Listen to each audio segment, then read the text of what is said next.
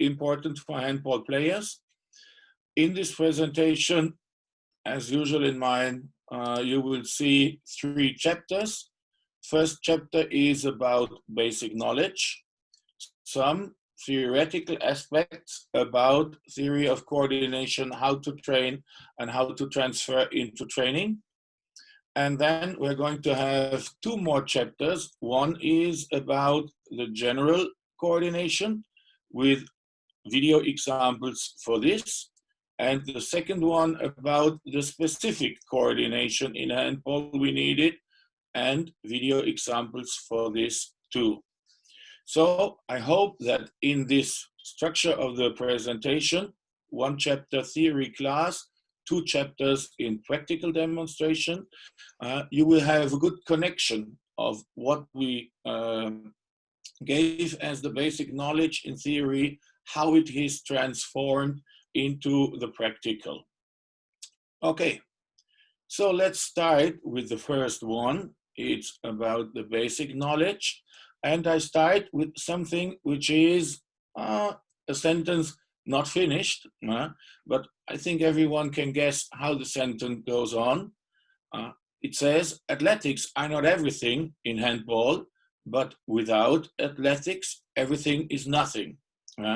So to have good players on the court is for sure depending on one side, good decision-making, good techniques, but if the players are good in that and they don't have the power, they don't have the speed, they don't have the endurance over 60 minutes, it's almost nothing worth. So that's why we need athletics in our sport, because handball is very dynamic and it's a wide range of athletic basics the players need. Compared to other sports, it's not only enough to be fast, it's not only enough to be strong, or it's not enough to have good stamina. You need all these aspects together, and you need the coordination, our today's topic, too. So that shows that handball is really a great sport with a lot of preconditions needed, and that's why athletics in handball are so important. On the other side, we have to see that we have to find a good compromise between maximization and optimization. So maximum speed is needed in handball in some situations, yes, but it's not needed in a way the players need, the athletes need it in track and field, for instance. And the same is with maximum power. You need it for weightlifting, but not for handball. And it's the same for endurance. You need it to run in triathlon or marathon running, but not in handball. Endurance in handball is needed because it's some precondition the body has to recover very quick. Game is 60 minutes. And if you take the time for preparation and the halftime, it's 90 minutes. So if a handball player has endurance for 2 hours, this is almost enough, because never a ball will last more in the way to develop the endurance for 2.5, 3 hours is not okay, because this is maximization, but we don't need it. We need to optimize the athletic skills of our athletes. Optimum endurance, optimum speed, optimum power, this is what they need. And sometimes it depends on the type of player we have, because in some situations we see that a player, he's not a very strong one, but he's better in speed. Others are just the other way around. So always focus on the type of players you have. Okay, if we come to the coordination, then it is needed because in the future, we want the players to deliver a higher level of speed in the game. So this is the tendency of our game, that it's getting more and more fast. The second tendency is an active and flexible defense. And this depends on good coordination skills too. Number three is that new techniques in attack are required. So shooting in a different way, jumping from the right or the left leg. This always depends on the way of coordination.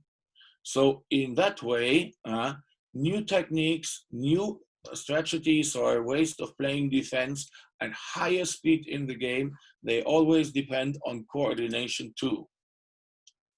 And we can bring together this basic need for athletics under the idea of the instructions of handball you had in the first session we had. So the first instruction was handball is a game which is played with the legs and the head. Okay, take away the head. But if you focus on the legs, you see the movements of the players in defense and in attack. You see them moving forward, backward, sideward, smaller ways, longer ways, different speed in all those directions, change of the direction. So this is something which basically depends on the coordination. So if we accept that handball is a game played with the legs, we have to see the importance of coordination in that way. And the sixth instruction is the same, or it goes in the same direction. Because if we can play in open space, we are able to learn to play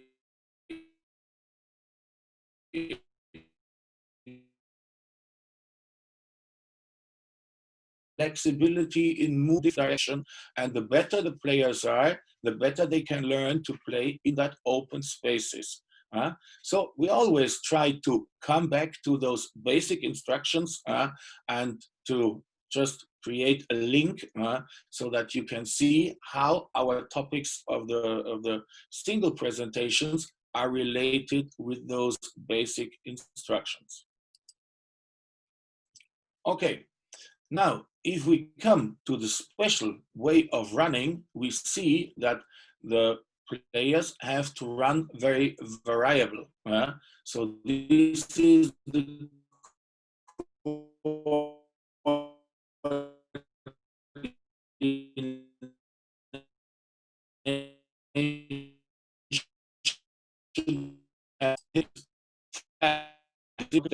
tomorrow. It's about long time running, so this is the endurance part of the movements. All three parts are needed in our game, and they build together the basics for a long time successful playing. So only good coordination is not enough. Only speed, but doing this for 1 or 2 repetitions only is not enough. So, and on the other side, if we bring those together in a way that the players can work it out for 60 minutes, then it would be perfect. So we need all those elements together, and the coordination is the one we start the first with. Okay, now if we want to define coordination, then we can prescribe it as a process of connecting different processes to each other. And in sport, it means the teamwork of the muscles, the senses, the nervous system to create specified movements. This is something which is very much needed in handball because the player needs to coordinate all the special parts of the body in handball. So we have the coordination of movements of upper and lower part of the body. For instance, in the lower part, you run or you jump.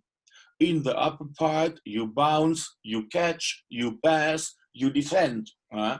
And these parts of the body, upper and lower part, have to be coordinated.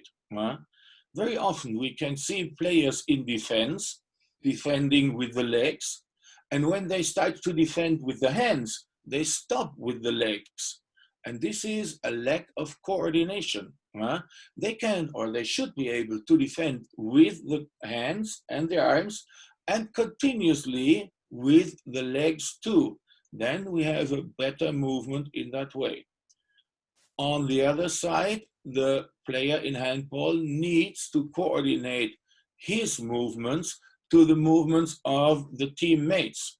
So, for instance, in passing the ball, always the direction of the pass and the power of the pass has to be differentiated.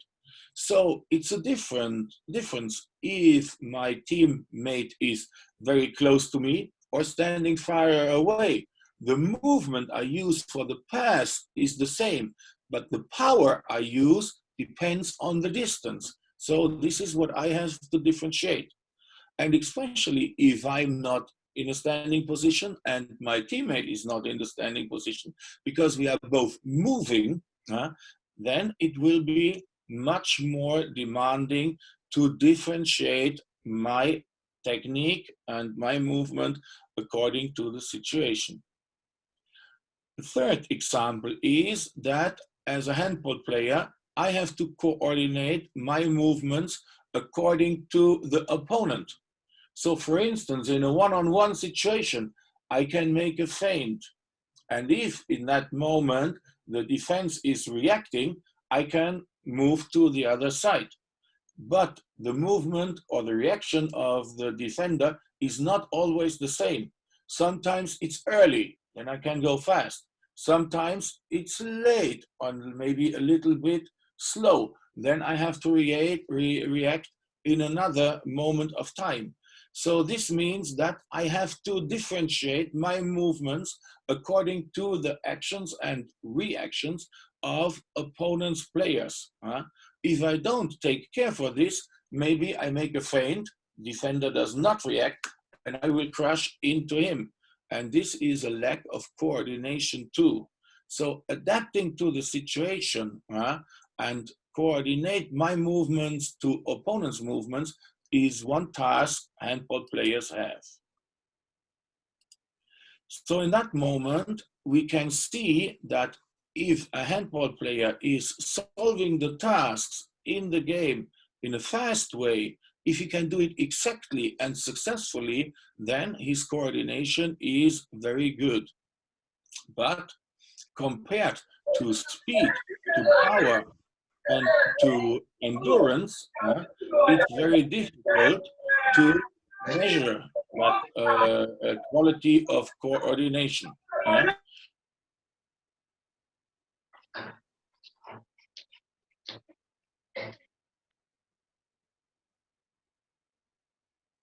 Power, no problem. We can measure endurance too, but to measure coordination is not possible. So it's about the quality and the success of the movements we have to see. So if the movement is fluent, if the movement is smooth, if the movement is without maximum stress worked out, then we can see that it is good coordinated. This is something which can be seen from the coach. Sometimes even you can hear it if you see how the players move on the ground and they do it in a nice way. Then it's easy to see that they are moving good coordinated instead of jumping on the ground like an elephant, making much noise with their steps. This is not a good quality in the movement. Okay, now coordination or coordination training is a general pattern we are speaking about. And in sports sciences, there are several coordinative abilities that come together and build up that construction of coordination. And there are more than 150 several coordinative abilities you can find in sports sciences. But not all of them are important for handball. At least from my point of view, we have 5 of them, which are important for handball. So these are the one you should focus on. And I will introduce them to you in the next slides. So the first coordination ability is the spatial orientation ability. So this is needed to see the gaps and the movements of the players, to orientate on the court, to find the position and so on, to use the free space. This is depending on the spatial orientation. You can explain this in 2 very nice examples from positions. First is the position of the pivot, because the pivot player is the player in attack, which is positioned not observing the goal. So in the moment the pivot receives the ball, he has to turn to one or to the other side to get orientated to the goal, see the goalkeeper, and find a way how to shoot. So this rotation is not always 100 degrees to one or 100 degrees to the other direction, because sometimes the pivot is standing in that way, sometimes in that way. So it's maybe 200 degrees in that direction or 120 in the other direction. So this depends on orientation in space to always find the right way and the right move to turn and observe the goal. Second is the goalkeeper. This is a quite good example for spatial orientation too, because the goalkeeper is not standing in the goal.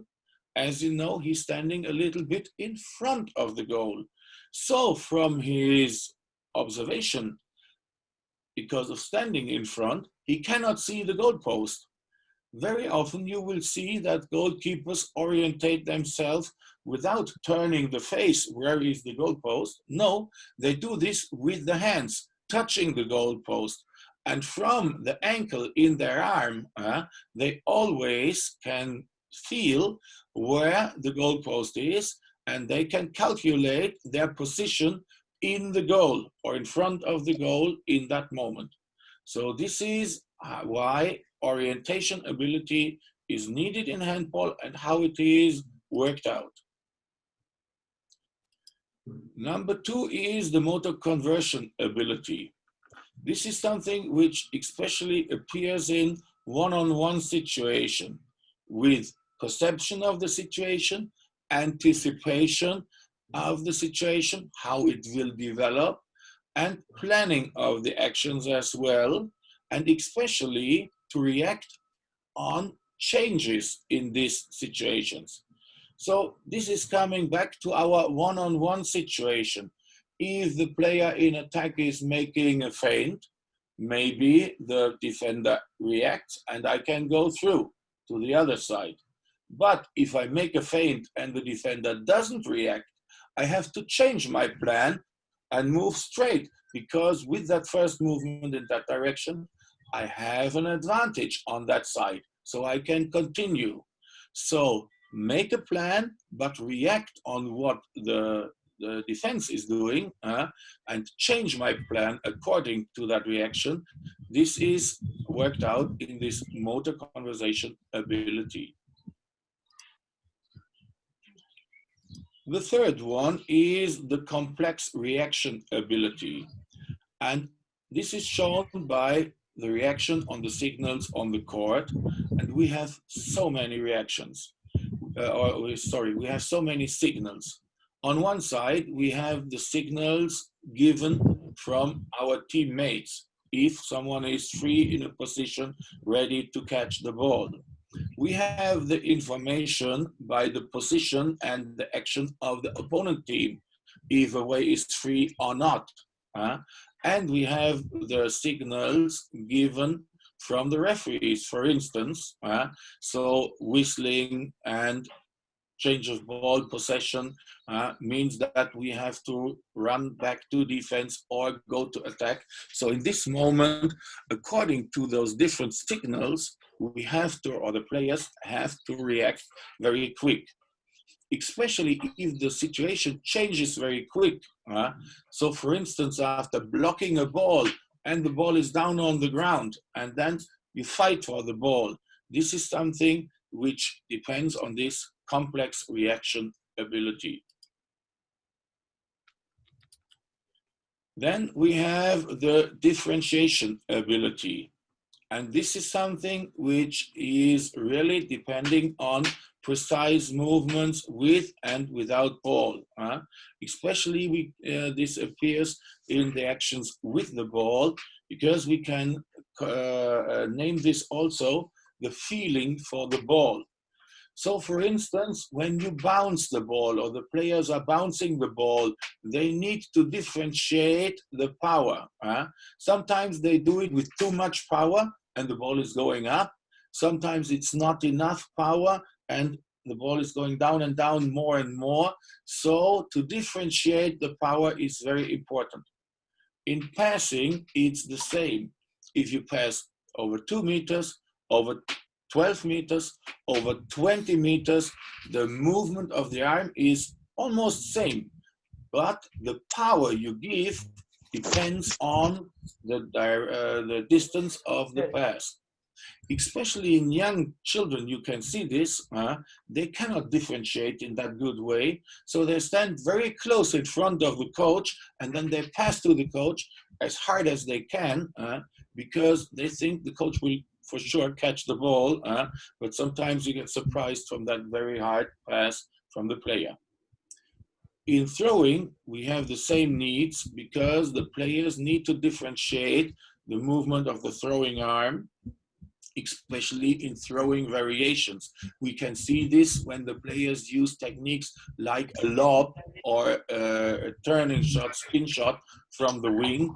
Then it depends on that differentiation ability. And the last one is the motor coupling ability. This means to connect at the same moment or one after the other, and we call this chain of actions. So making a running feint in one direction, change the direction, receive the ball, with the ball change direction, bounce, pass the ball, run free again, receive it again. These are 3, 4 different actions, and one follows after the other. So in that moment, it's a chain of actions. But if the players in that moment need long time after the first one, okay, running feint, now receive the ball, counter movement with the ball, what do now? Pass the ball, okay, then, now must run free in the other direction. If there's always an interruption in that process, it will not be successful in the game. So the quicker, the faster, and the more fluent those different actions come one after the other without an interruption, the better they are coordinated, the better they are connected. And this is what we have in this motor coupling ability. Okay, now the quality of these coordinated abilities are, because the higher they are, the better they are. And especially in the 4 aspects that are prescribed here.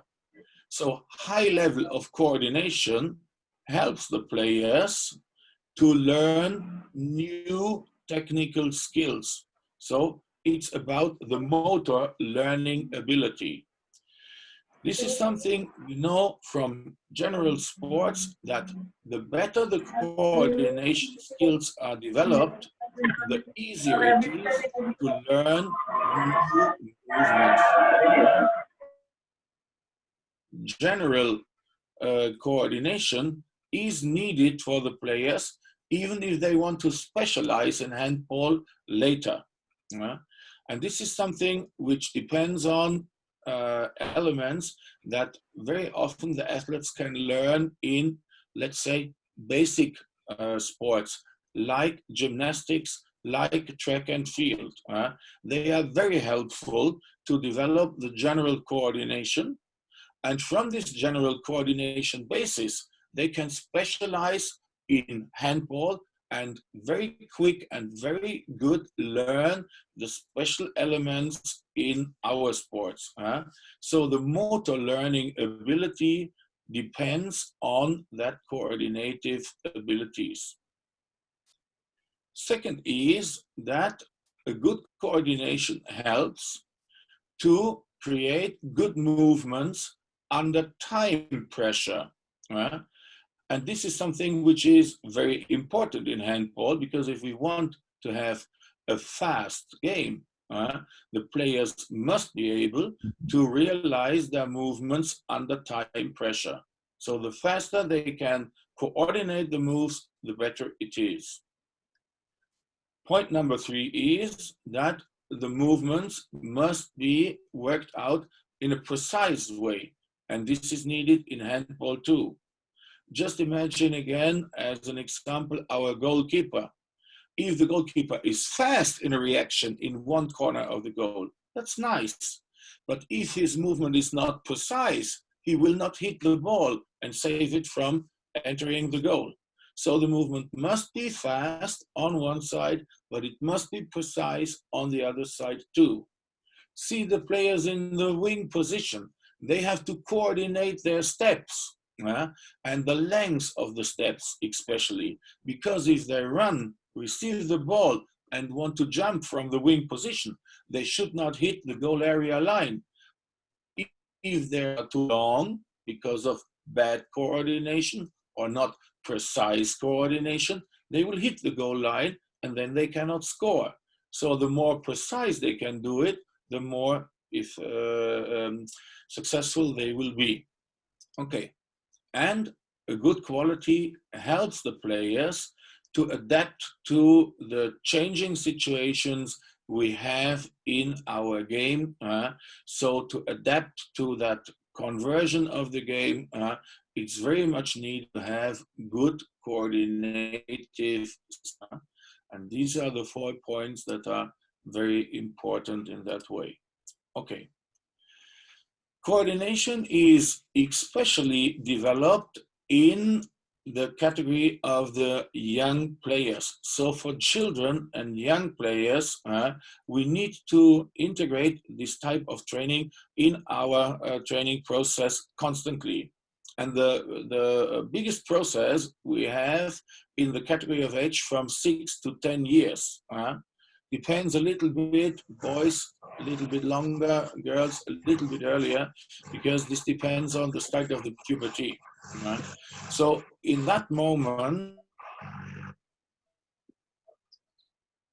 they have to experience a little bit a decrease of the level of coordination, because the parts of the body, like the legs, like the arms, they grow in a different way.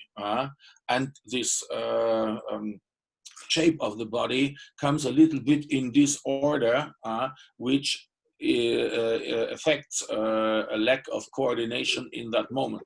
So you can still work on with coordination training in that moment. This is no problem on one side, but on the other side, the progress of learning is not so high in that way or in that time. Okay. Now, if we speak about coordination training, it can be. The first is, and this is useful for movements or for athletes in every sport. And on the second side, we have the so-called specific coordination. This is for handball players only. Because players or athletes in all sports, they have to coordinate.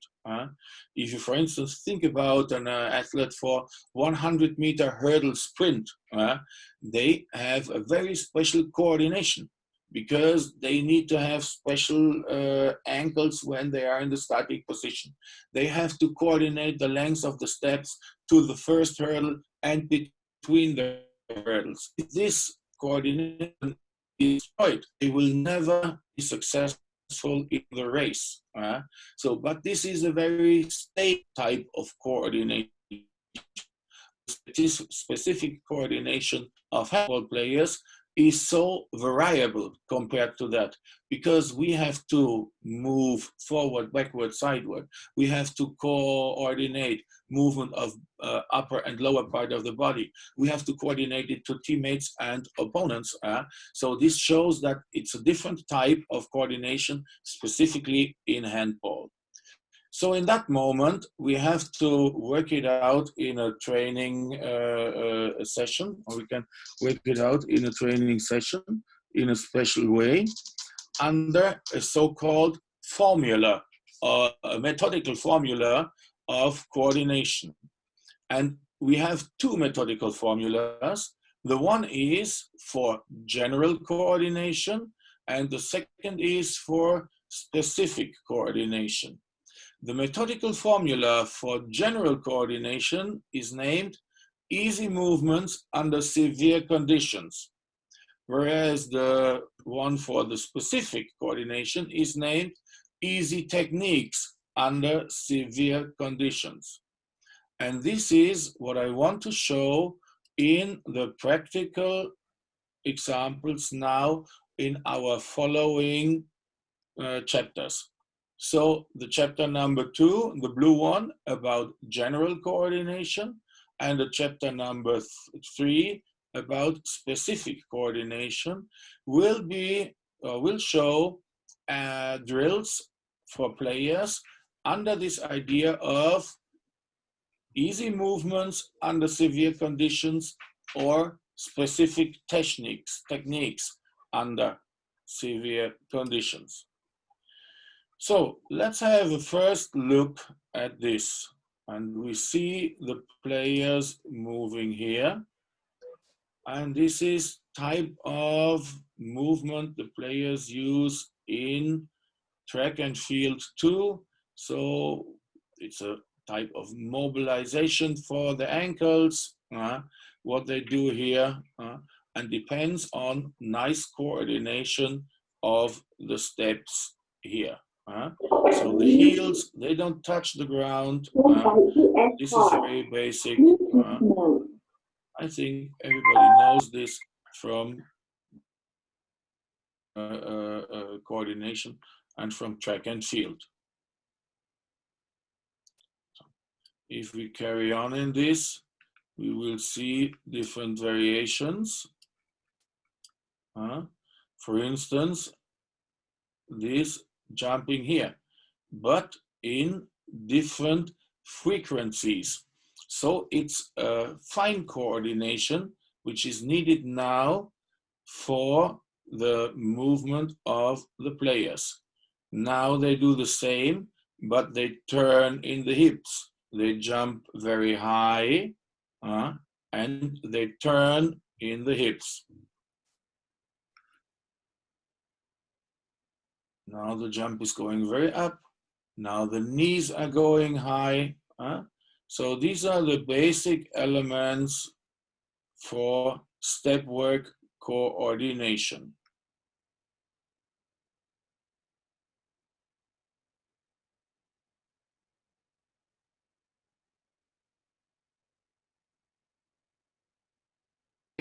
Movements of the upper part of the body. So now you can see the knees are going up, but always it's one hand from the other side that touches the knee. So it's the left hand now to the right knee, and now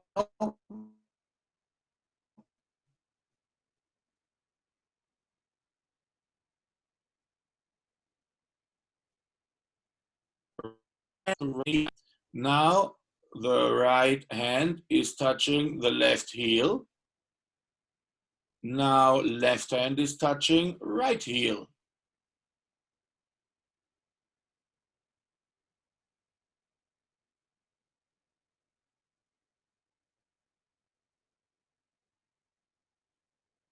Now we will see in the next step.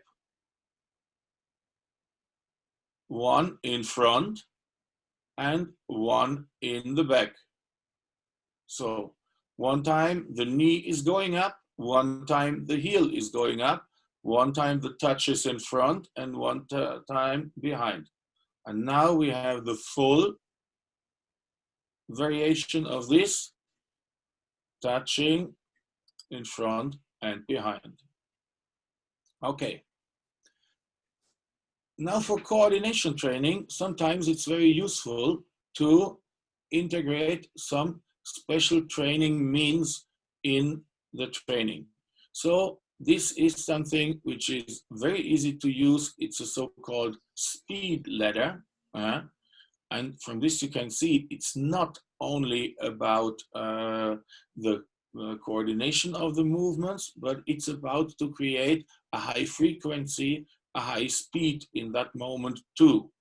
So the athletes are now running along the speed ladder and they have one contact in each space.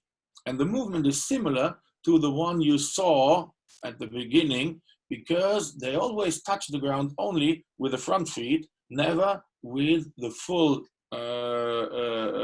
feet, full shoe. And the heel is all.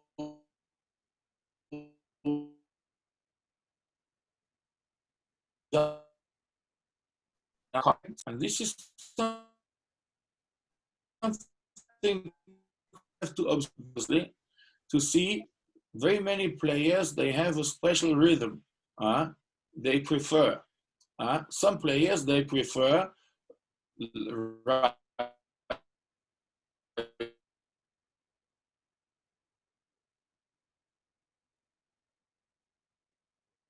You can choose 3 steps. It's right, left, right, left, right, left. So in that moment, it's always one time the right, one time the left, which is going to the next space of the ladder. And this is fine coordination of the movements we see here. Now the same we can see here in a forward, backward move. 2 inside, 2 outside in front, 2 inside, 2 outside in the back of the ladder, going forward, backward. So the players need to coordinate the steps, and it's a little bit steering the center of gravity of the body in that forward and backward movement. And this is something which helps them in handball to work out changes of directions in a very nice way. Okay, now we come from step coordination or running coordination to jump coordination. And you can see the players now with one jump in each space of the ladder. Again, heels are up and it's a very short contact only on the ground. So we always say to the players, try to jump like on a hot oven or a hot plate with a short time contact only, and immediately to the next and to the next and the next. So this is now forward, backward, 2 times forward, 1 time backward. So different rhythms, different variations are possible in that moment now. So you need precise movement because the space is quite small here, and you need speed in that. Now it's to open and close the legs, and again, in every single space you come together and then open the legs again. So very nice movement to stabilize the footwork. And this is quite helpful as a type of prevention for the ankles, because in that moment, ankle must work very good and in a very stable way, and this helps to protect against injuries. So now sidewards, stop movement.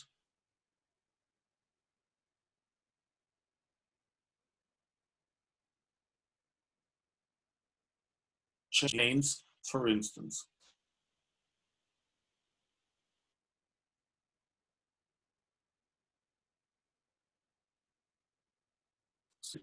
Try to take care that the contact is at the same point of time.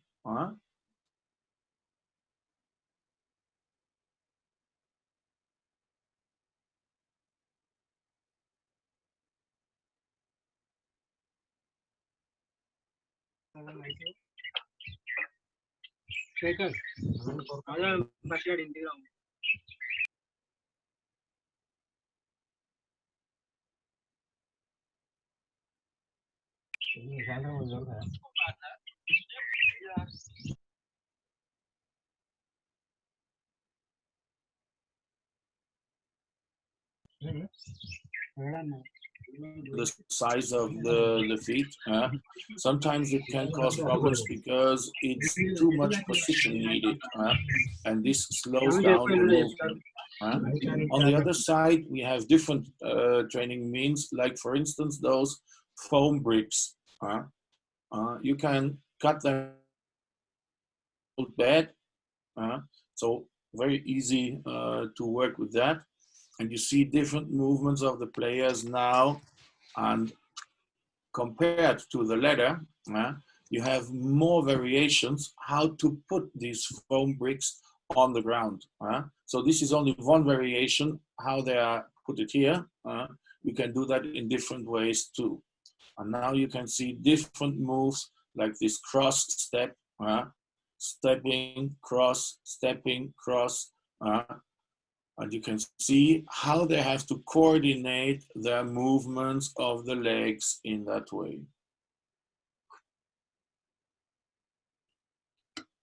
So cross, cross, cross.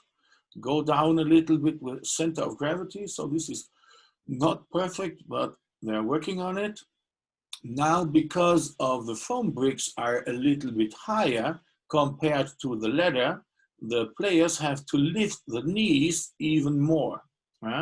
So we start again with one contact, two contacts, and again it's right, left, and in the next one, left, right.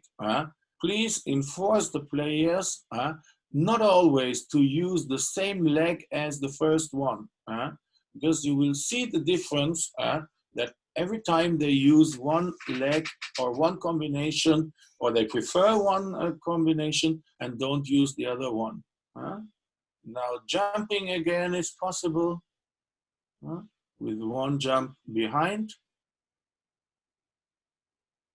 So they have to differentiate when to jump on the spot and when to jump in front. Forward, backward move, now very nice. Very quick.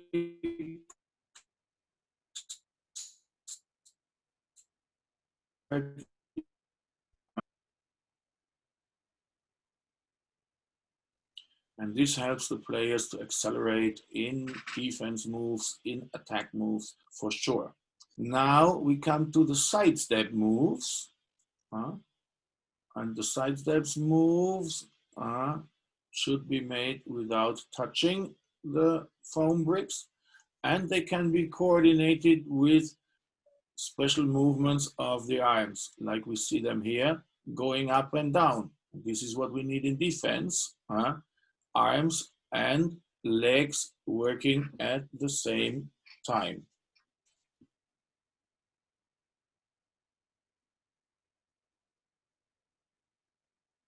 Okay. Now, gymnastic rings.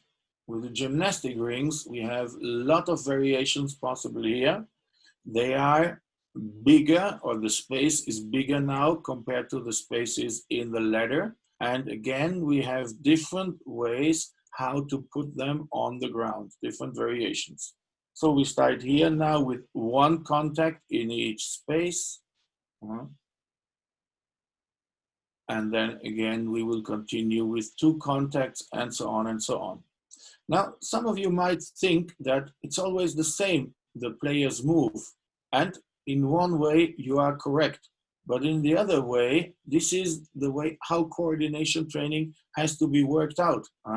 Create the same type of movements, but under difficult conditions.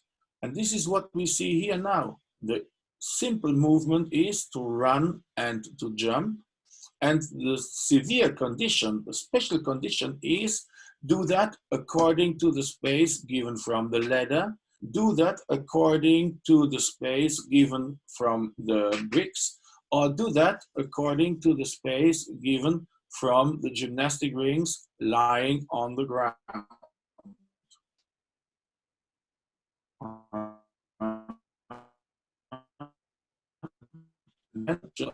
Jumping forward, sideward, in a spot. So again, special ideas, special variations can be developed. And again, take care for short contact only on the front feet. Never touch the ground with the heels of the feet. Open and close, similar like we had it before at the ladder. So you can do the same here.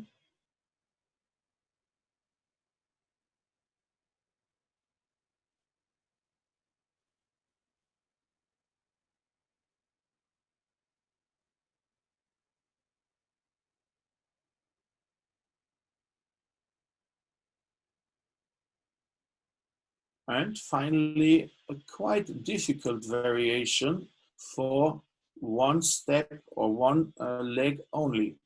So it's always in the single ring, you have both legs. But in the double ring, you start right, right, now both, and then right, right again. So, but this combination right, right is one starting on the right side and next time starting on the left side. So they really have to concentrate to make it a perfect move. Left, right, right, left. Okay, sometimes mistakes happen. That's quite normal for this category of age.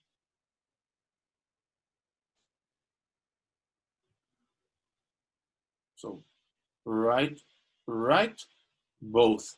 Right to the left and to the right, both. Right to the, or left to the right, yes, okay, and then they change. Yeah.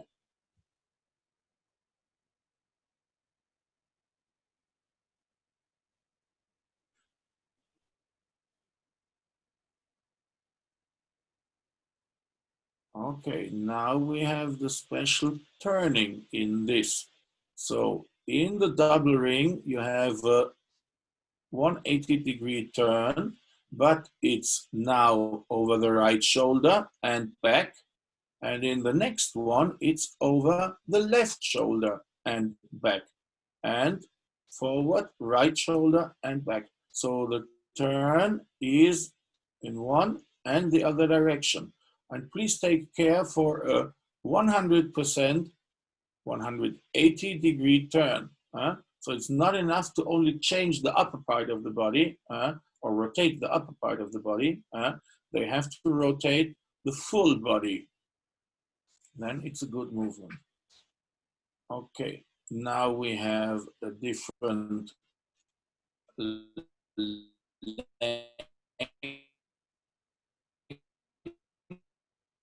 for legs.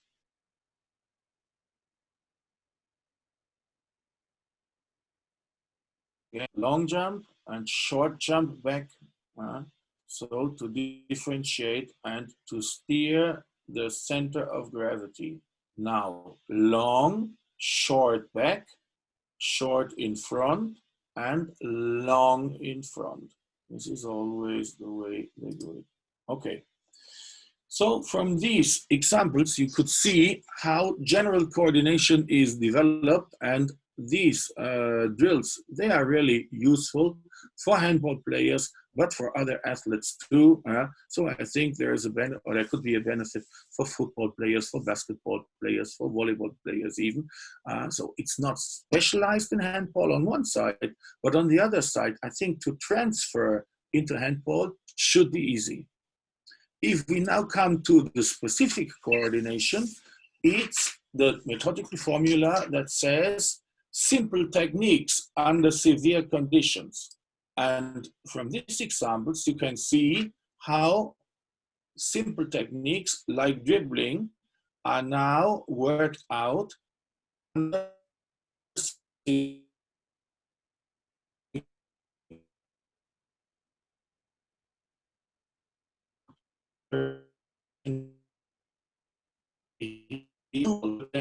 and to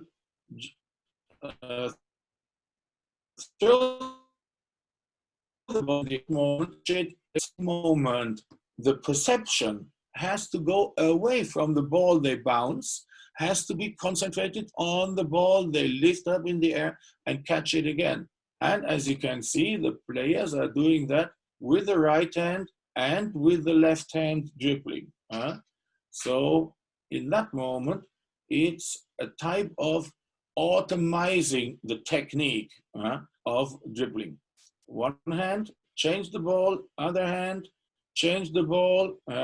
So you work out the dribbling under this severe condition of dealing with the second ball. And this is something which helps to control the ball and coordinate the movements of the ball without constant observation. So you automize those movements, as you can see it here. So now it's a type of jonglage, lifting up the ball from the right hand, catch it with the left, but even this drill has to be done the other way around. Now lifting it up with the left and change it with the right. So this is a quite important variation. Okay.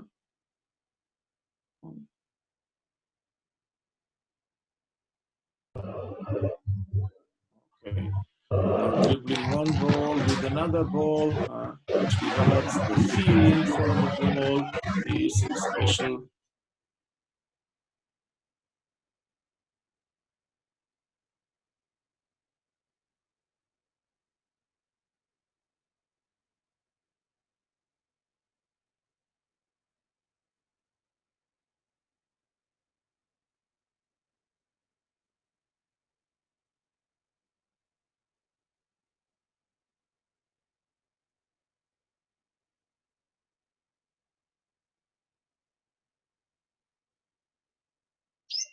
దొరకలేవా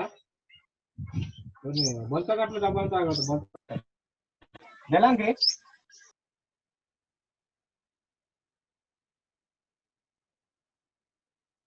One down, but there's another rhythm possible, which is both down and both up.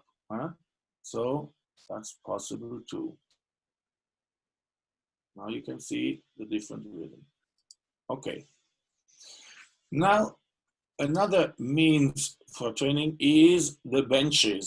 And there are so many variations you can use the benches for general coordination and for specific coordination with the dribbling too. So now first variation we see here is to open the legs, bounce the ball, but don't touch the bench with the legs you have opened. So this helps a little bit to, again, get the attention away from the ball. Now one leg on the bench and the one which is closer to the ball, so the right leg now is on the ground. So bouncing right, right leg on the ground, left leg on the bench. But this should be possible on the other side too. So bouncing left, left leg on the ground, and right leg on the bench. So we always want the players to work this out in the same way with the right and the left hand. Now jumping from one to the other side and constantly dribbling the ball.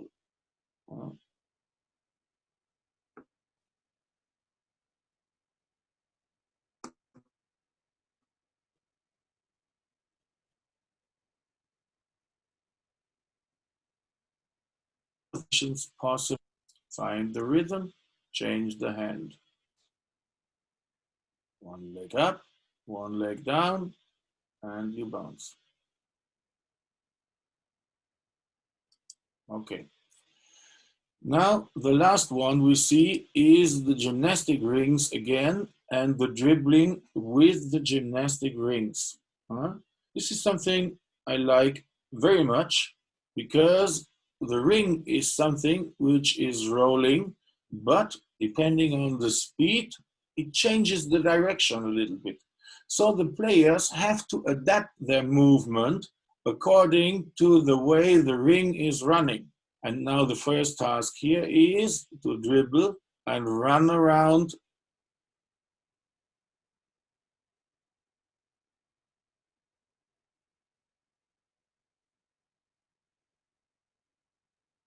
and go around again.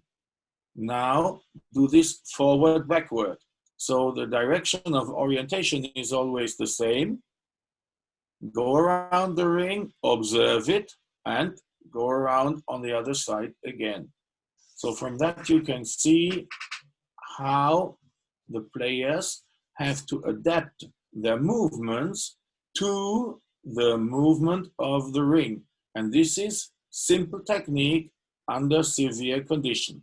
Now lift the leg on the side away from the ball to let the ring go through. Observe it, continuously bouncing with one hand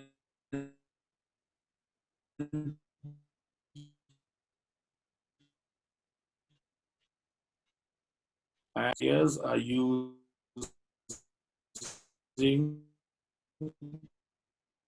in, okay, once again, in the same way. Now the leg is coming from front, from one side and from the other side. So change the direction or change the side and continue with dribbling on the other hand, lifting the other leg. Now it's jumping. Go in front, observe, jump in the right moment, but continuously bounce the ball. And once again, see it here. So from this you can see we have a lot of variations we have in that way to organize drills. Now stepping with the leg on the side of the ring inside, touch the ground and very quick get the leg back. So again, a lot of variations the players can do in this specific coordination. So I hope that from these examples, the connection between formula for general and specific coordination training is obvious, and I hope that you could see.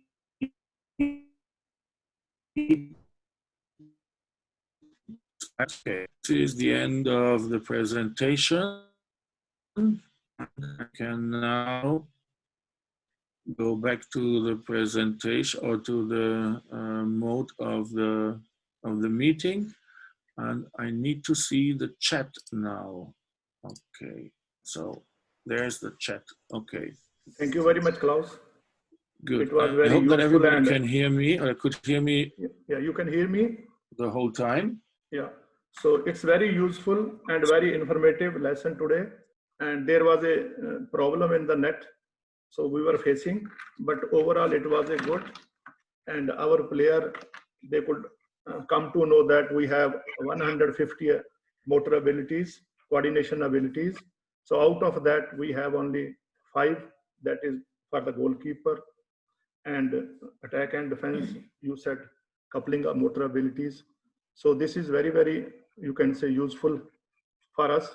Now I would like to unmute for the questions to all. Please chat. So anybody who wants to ask any question, you are most welcome, please.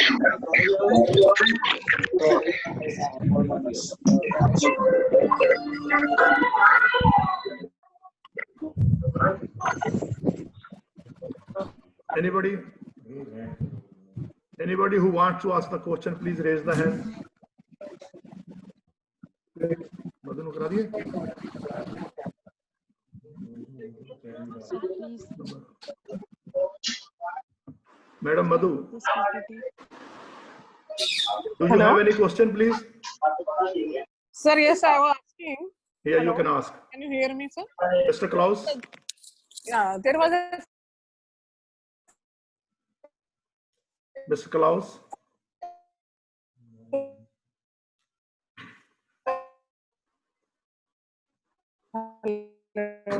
Mr. Klaus? Hello. Hello? We can hear you, ma'am. You can go ahead with the question. Yeah, sir, my question is, during the defense training, we are talking about 6 field players, but goalkeeper's position is not being cleared in this.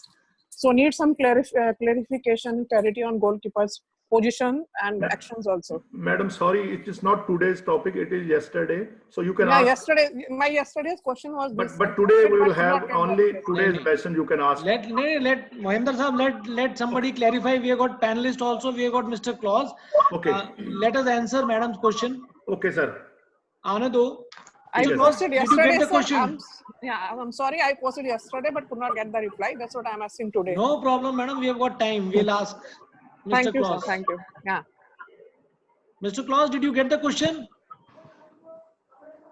No, I just heard that you were Okay. talking about goalkeeper training and Yeah. goalkeeper No. position, and I want not to be unpolite, but not in every session we can deal with every question and every topic. So in this session, Klaus, please hear. He said that yesterday it was defensive principle and attack principle. So what will be the behavior of the goalkeeper when the game is on and defense player is acting, and how he can guide the tactics, cooperation between the goalkeeper and the defensive player? sorry, this is not topic now today. This is completely different.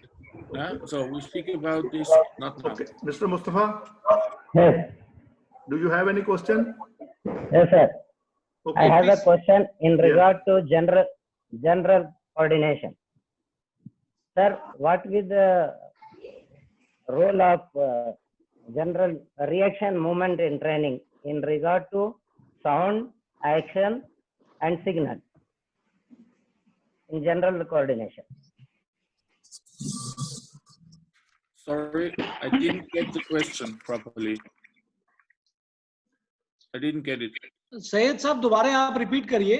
Yes, Mustafa ji. sir, my question is for general coordination, sir. In that reaction movement to sound, action, and signal that can be added in general coordination. What Say signal? for example, if I raise the hand, a player will move back. If you put the hand down, he will move to the side. Like that with the sign, sound. For example, referee's whistle. Yes, and the you can instruction do of the that. coach. Yeah, Can yes, give you can some do that. example? We don't need to have examples for this. So, coordination basically is the process of creating in your body the movements. If you work with hand signals, for instance, move backward, move forward, move to the right, move to the left, this is a question of coordination, yes, on one side, but on the other side, it's a question of speed and reaction, of perception and being fast. So this is something which is a different topic from this. So you can do it to coordinate under time pressure. Yes, it's possible. But you should do that only if the basic elements of coordination are okay. Then you can put some time pressure extra on that. Thank you. Shishkar, Yeah, please ask your question. Shishkar, you can ask, please. Shishkar, मेरे को बोल Shishkar, There's a question about the distance of the bars on the speed ladder. So, in this question,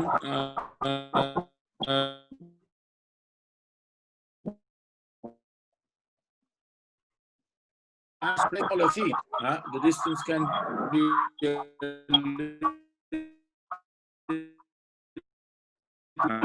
the feet.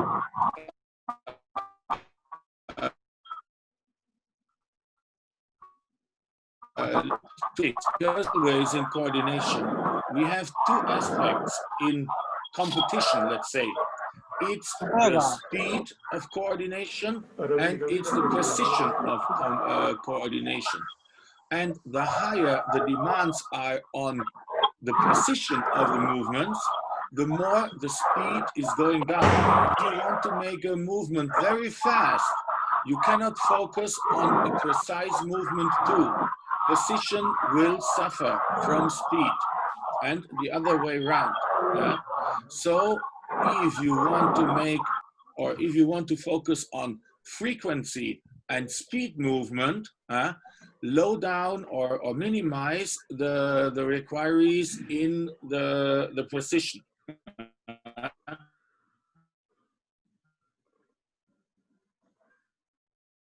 Mr. Klaus, there is a one question. Can you explain complex reaction ability again, little bit?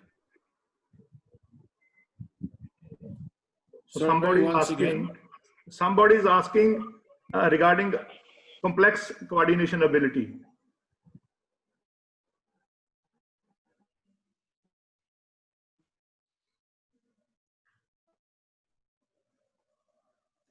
That can you give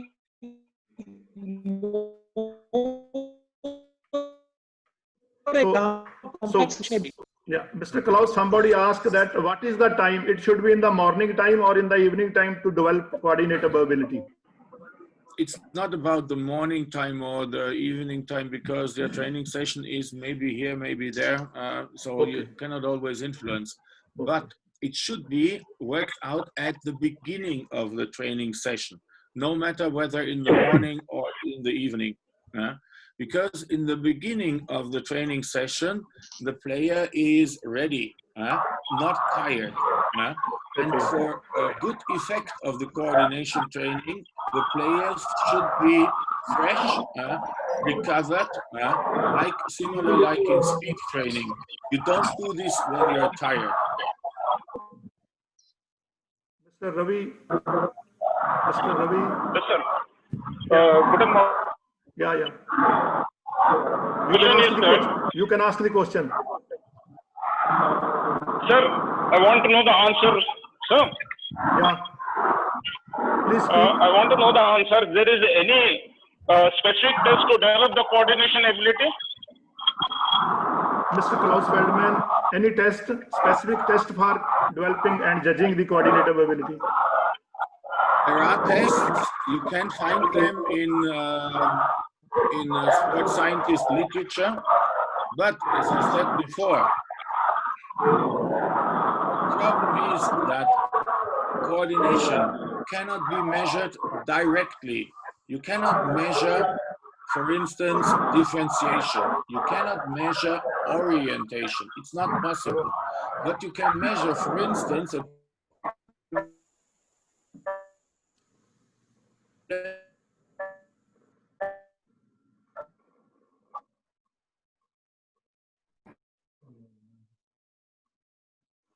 the others, it depends on his coordination.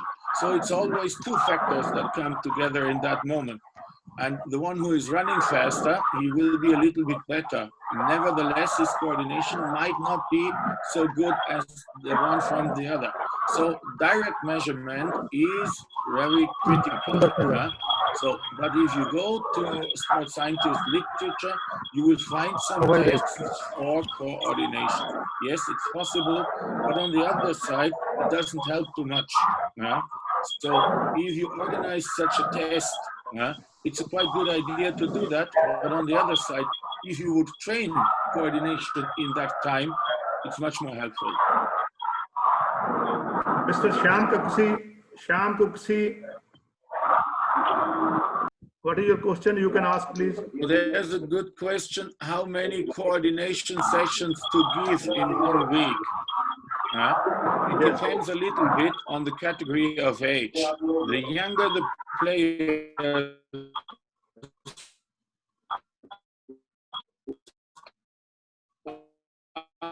they have it at least 2 times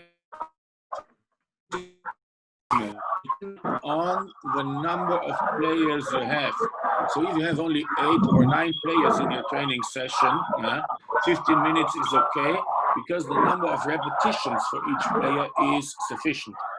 If you have, let's say, 18 or 20 players, double as much, you need much more time to create the same number of repetitions for a single player.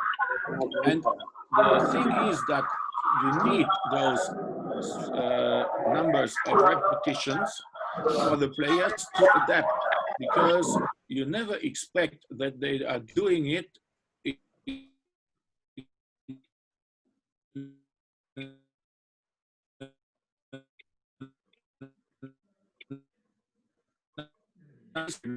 give them a third one, and then it's okay.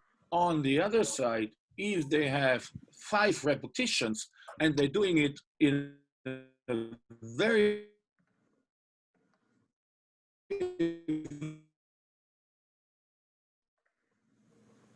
okay, then not, because the pattern of coordination is already built up in their mind. So there's no new challenge that they feel from that repetition number 6 or 9 or 12. So then the players should stop and should try to be confronted with a different task. So, Mr. Klaus, one more question. In a day, how much % we can use to develop coordination among the movements in a day? When you are going for 2-hour session, so percentage of that, how much time we have to devote for this coordination abilities? I would say in each training, 20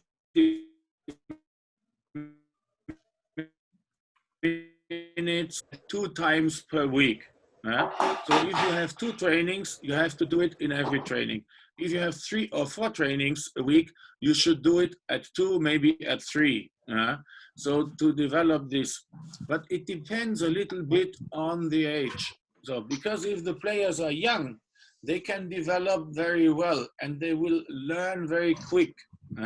But if they are in puberty, especially when they are growing, the level of coordination is going down.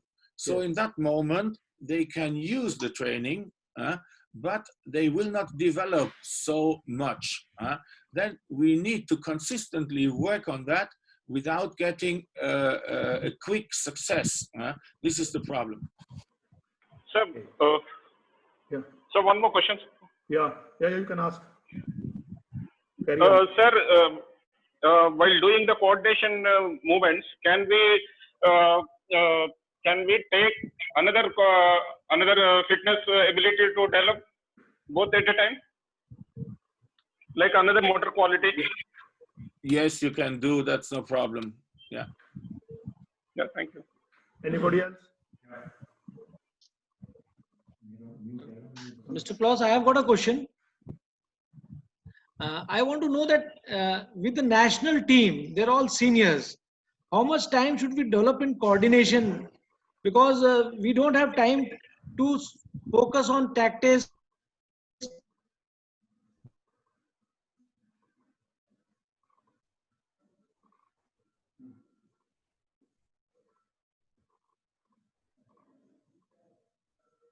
Hello. And what is the percentage, if you can give it to us? Almost nothing. So because in senior age, more or less the players in their coordination patterns are fixed. So you to come forward, to have a small success, you need a lot of training. And as you said before, you don't have time for this. So what you can do is use some of the drills, like with the ladder, like with the foam bricks,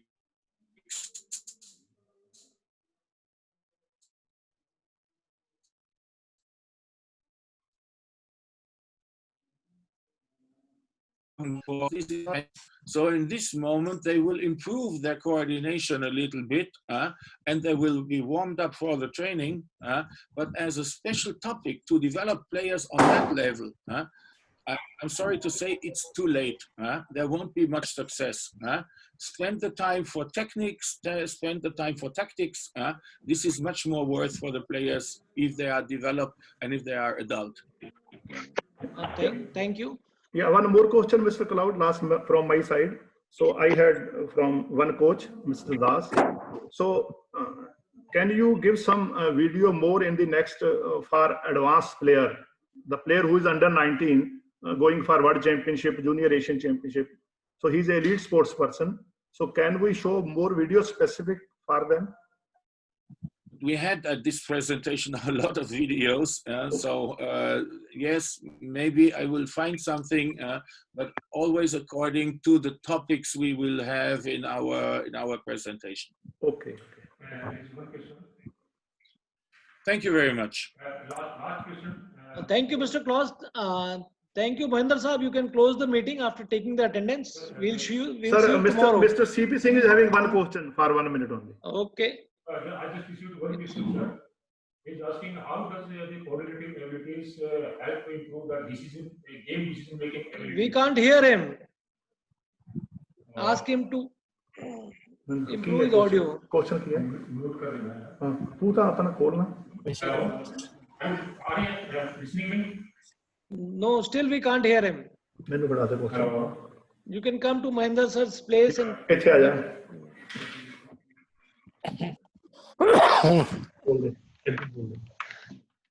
Hello. Yeah, Mr. CP, you can throw. Yes, there is one question from the attendees. How does this coordinative ability training helps to develop the decision-making abilities of the players at the early stages? Okay. As I understood, you ask about the relation of coordination abilities and decision-making. Yeah. Okay. I think it's a really, really important basic ability the players need to have. As I said, to adapt to situations that appear in the game. It's not only to deal with the information, but it's to work out the movement adapting to the situation. And this depends on good coordination.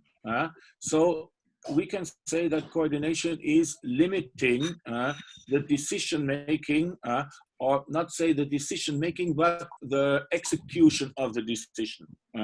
So, and therefore, it's really, really important. I remember players I had in my teams, they have not been using these coordination drills when they were young, and you could see it afterwards because they were not so smooth, they were not so agile, they could not adapt to situations in a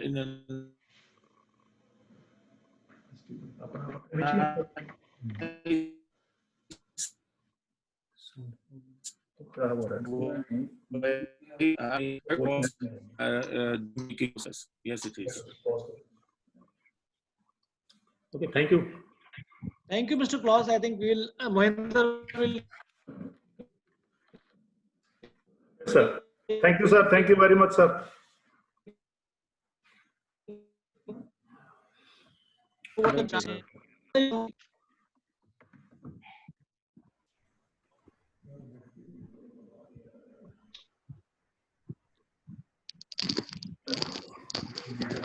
Okay, thank you.